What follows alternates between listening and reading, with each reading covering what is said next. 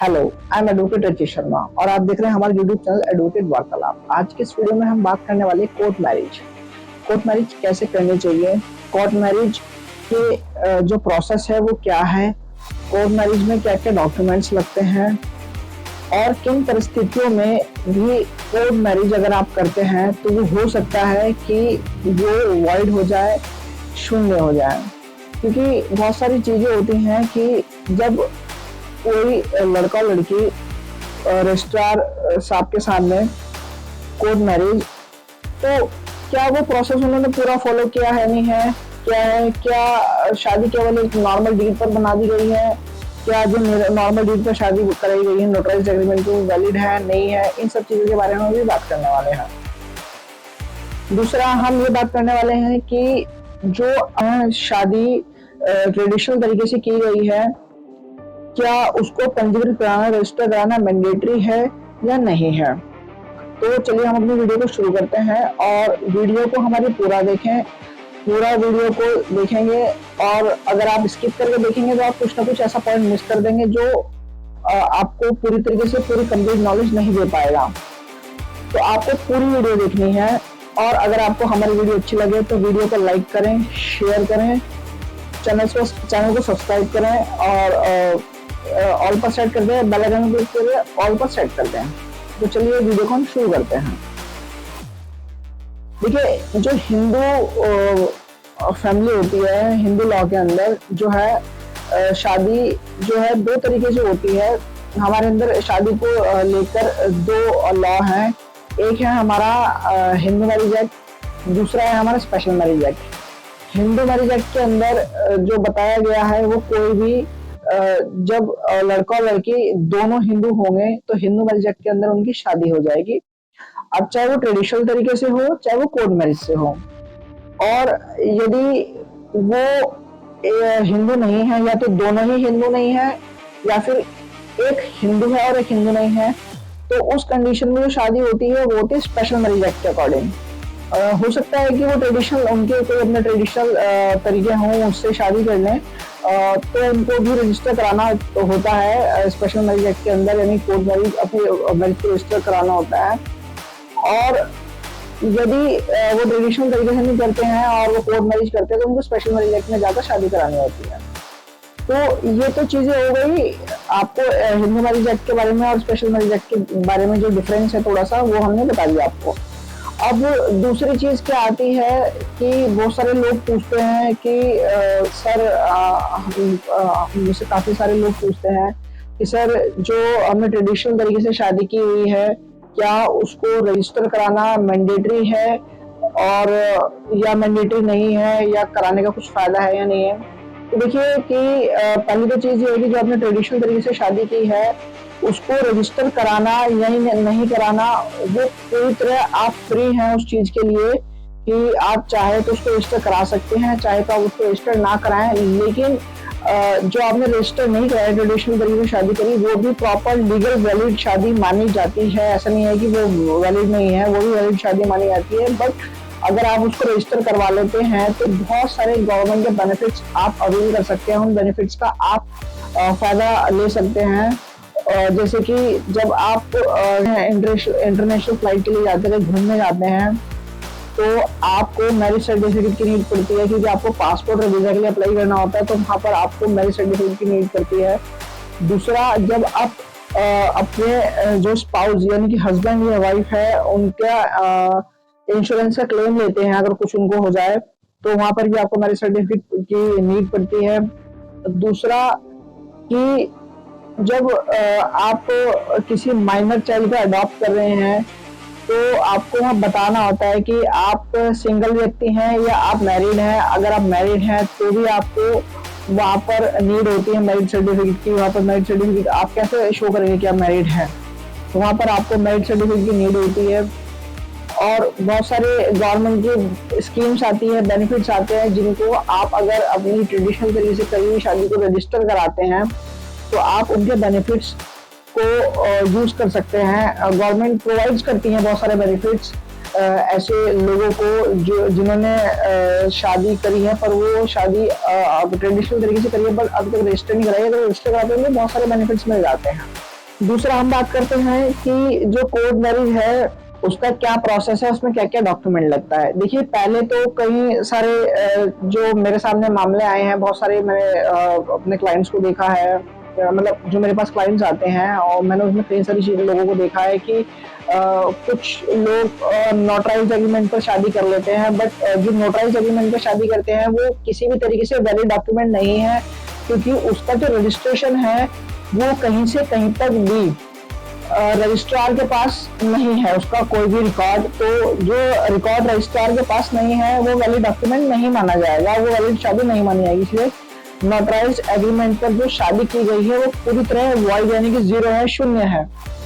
दूसरा, जो व्यक्ति आर्य समाज में जाकर शादी कर लेते हैं, उसमें जनरली देखा गया है कि अलग धर्म के भी लोग होते हैं या सेम धर्म के भी कई बार कर लेते हैं, लेकिन जो लोग आर्य समाज में जाकर शादी करते हैं वो भी पूरी तरीके से वो भी वैलिड नहीं मानी जाती आर्य समाज में की गई शादी।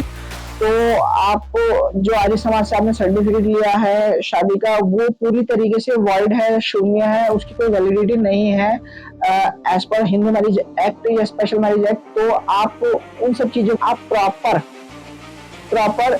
जो कोर्ट के द्वारा जो लीगल कंपाउंड जो लीगल लॉज के द्वारा जिस मंदिर को प्रॉपर एक रजिस्टर किया गया है, वहां जाकर आप शादी करें और पंडित जी से प्रॉपर उसका सर्टिफिकेट लें, सर्टिफिकेट लें। दूसरा, सबसे जो महत्वपूर्ण चीज है, आप जो अपने लीगल सलाहकार से जरूर मिलें, क्योंकि वो आपको एग्जैक्ट प्रॉपर सही प्रोसेस बताएंगे, और वो आपको जब आपके रजिस्ट्रार के सामने आपको पेश करेंगे, आपकी उसके बाद शादी होगी, कोर्ट मैरिज होगी, तो आपको एक सर्टिफिकेट देंगे जिसमें लिखा होता है कि this is to certified that, जिसमें कि दोनों हस्बैंड और लड़का लड़की के फोटो लगे होते हैं, उनके आधार कार्ड नीचे लिखे होते हैं। वो एक सर्टिफाइड डॉक्यूमेंट होता है रजिस्ट्रार के द्वारा। तो वो जो रजिस्ट्रार के द्वारा इशू किया हुआ सर्टिफिकेट होता है वो आपका प्रॉपर सर्टिफिकेट होता है, वो आपका प्रॉपर डॉक्यूमेंट होता है, लीगल डॉक्यूमेंट होता है वो शादी का। तो उस लीगल डॉक्यूमेंट को कहीं पर भी काटा नहीं जा सकता, वो शून्य नहीं होता है, सबसे बड़ी बात है। लेकिन अगर आपने नोटराइज्ड डॉक्यूमेंट पे शादी कर ली, तो आप अगर उस पर किसी भी तरीके से क्लेम करेंगे कि मेरा पार्टनर है, मैंने इससे शादी करेगी, तो आपके लिए मतलब वो उतना लीगल डॉक्यूमेंट, वो लीगल है ही नहीं डॉक्यूमेंट, वो बिल्कुल जीरो है, शून्य है, उस पर आप कुछ क्लेम नहीं कर सकते। आप ये नहीं कर सकते कि मेरा पार्टनर है, मैंने शादी करी थी, क्योंकि वो शादी वैलिड ही नहीं है, वो शादी बिल्कुल जीरो है, इनवैलिड शादी है। और यदि उससे कोई संतान उत्पन्न भी हो जाती है वो करने के बाद, तो लेजिटिमेट चाइल्ड नहीं होगा, वो इलिजिटिमेट चाइल्ड होगा आपका। तो आपको रजिस्ट्रार के पास जाना चाहिए, पहले अपने लीगल सलाहकार से मिलना चाहिए, वो आपको सही प्रोसेस बताएंगे, प्रॉपर आपको तरीके से हर डॉक्यूमेंट का वेरिफिकेशन बताएंगे किस तरीके से होना है, वो आपको रजिस्ट्रार आपके पास पेश करेंगे और वहीं आपकी शादी होगी। क्योंकि उसमें बहुत सारे डॉक्यूमेंट्स लगते हैं और इसके अंदर आपका एज प्रूफ लगता है, सबसे बड़ी चीज ये है। दूसरा, आपके पासपोर्ट साइज फोटोज लगते हैं, आपका आधार कार्ड लगता है। तो ऐसा नहीं है कि आपने एज प्रूफ लगा दिए और नोटराइज कर लिए और आपकी शादी होगी। तो नोटराइज शादी और आर्य समाज की शादी जो है वो कभी भी लीगल नहीं मानी जाती। तो इस बात का खास तौर पर ध्यान रखें, और जब भी आप शादी करना चाहते हो इस चीज का बहुत ज्यादा ध्यान रखें कि आप जो रजिस्ट्रार से मिलने वाला जो मैरिज सर्टिफिकेट है, आप वही वाली शादी करें, नोटराइज पर ना करें, क्योंकि वो पूरी तरीके से वाइड है, कोई फायदा नहीं है उसका, और वो भविष्य में आपको कोई आपकी जो मैरिज होगी उसकी कोई लीगल वैलिडिटी नहीं रहेगी आपकी मैरिज की। तो इस चीज का बड़ा ध्यान रखना होगा आपको। और अगर हम बात करें डॉक्यूमेंट के अंदर, डॉक्यूमेंट में, तो डॉक्यूमेंट में सबसे पहले आ जाता है आपका एज प्रूफ। एज प्रूफ के अंदर क्या आता है, आपकी सबसे जो मेन और ऑथेंटिक डॉक्यूमेंट माना जाता है वो माना जाता है 10th क्लास की मार्कशीट। यदि आप 10th क्लास नहीं पढ़े हैं, नहीं पास है 10th क्लास, तो आप अपना पैन कार्ड ही लगा सकते हैं। पैन कार्ड भी आपका एज प्रूफ का ही काम करता है, एज प्रूफ का ही एक डॉक्यूमेंट है पैन कार्ड भी। दूसरा, आपको अपने पास रखनी चाहिए 4 से 5 फोटोज आपको अपने पास रखनी चाहिए। लड़का लड़की दोनों के पास ये डॉक्यूमेंट होने ही चाहिए। ऐसा नहीं है कि केवल लड़के को दिखाना है, लड़की को भी अपना एज प्रूफ दिखाना होगा, लड़की को भी अपना एज प्रूफ दिखाना होगा। लड़के की भी फोटोज लगेंगी, लड़के की भी फोटोज लगेंगी, और इसके अंदर आपको 2 गवाह चाहिए होंगे। और दूसरी चीज क्या होती है, आपकी जो है आधार कार्ड एक मुख्य डॉक्यूमेंट है। आधार कार्ड भी आपको देना होगा उसके अंदर, क्योंकि जो मैरिज सर्टिफिकेट बन के आता है उसके अंदर दोनों की फोटोज लगी होती हैं, नीचे दोनों के आधार कार्ड लिखे होते हैं। तो ये डॉक्यूमेंट्स आपको चाहिए होंगे। और एज, अगर हम एज की बात करें तो लड़के की जो एज है वो 21 साल कंप्लीट होनी चाहिए और लड़की की जो एज है वो 18 ईयर कंप्लीट होनी चाहिए according to Hindu marriage act. ठीक, और स्पेशल मैरिज एक्ट में भी यही एज का क्राइटेरिया दे रखा है। तो हमको इन सब चीजों का बड़ा ध्यान रखना होगा, एज का ध्यान रखना होगा, एज प्रूफ का ध्यान रखना होगा। और ये ध्यान रखना होगा कि हम अगर जो शादी कर रहे हैं वो ओरिजिनल प्रॉपर एक रजिस्ट्रार के सामने जो डॉक्यूमेंट हम पेश करके प्रस्तुत करके शादी कर रहे हैं प्रॉपर, या नोटराइज डॉक्यूमेंट पे कर रहे हैं। क्योंकि मैंने आपको दोनों का डिफरेंस बता दिया। नोटराइज पर जो आप शादी करेंगे वो वैलिड नहीं होगी, वो वाइड हो जाएगी, बिल्कुल जीरो हो जाएगी, उसकी कोई लेजिटिमेट वैल्यू नहीं होगी। लेकिन आप जो प्रॉपर रजिस्ट्रार ऑफिस जाकर शादी करेंगे वो आपकी ओरिजिनल डॉक्यूमेंट होगा।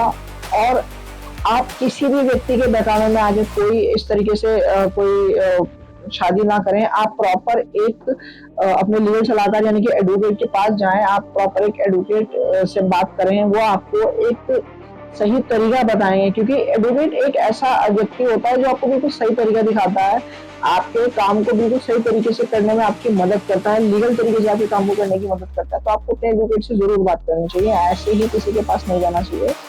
तो इन सब चीज़ों का आप ध्यान रखेंगे तो आपको भविष्य में कभी प्रॉब्लम नहीं आएगी, और जो आपकी शादी होगी वो बिल्कुल लीगल होगी, और जो उससे होने वाला एक संतान होगी वो प्रॉपर लेजिटिमेट चाइल्ड होगी। और इससे आपको आने वाले भविष्य में भी बहुत सारे फायदे मिलेंगे, गवर्नमेंट बेनिफिट्स भी आप ले सकते हैं, बहुत सारी चीज़ें हैं इसके बाद। अगर आपको हमारी वीडियो अच्छी लगी हो तो आप वीडियो को शेयर करें और हमारे चैनल को सब्सक्राइब करें और बेल आइकन पर क्लिक करके ऑल पर सेट कर दें। Thank you for watching.